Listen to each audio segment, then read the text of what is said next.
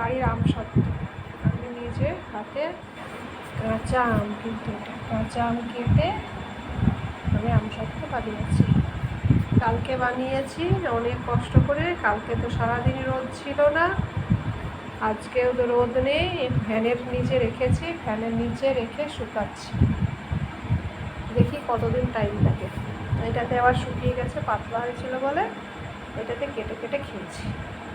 বেশ টেস্টি হয়েছে, একদম আম সত্ত্বের মতোই টেস্ট।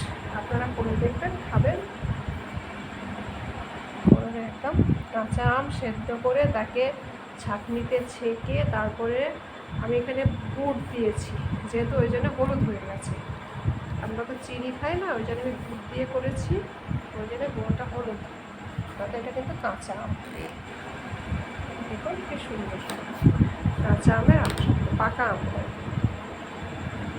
আমি গুড়ের জন্য এটা লাল কালার হয়ে গেছে, খুব সুন্দর হয়েছে। আর 2-3 দিন লাগবে শুকাতে, রোদের তো বালাই নেই, জানি না রোদ কবে আসবে, আমাকে ফ্যানের নিচে রেখে রেখে শুকাতে হবে। এখান থেকে কেটে কেটে খেয়েছি আমি আর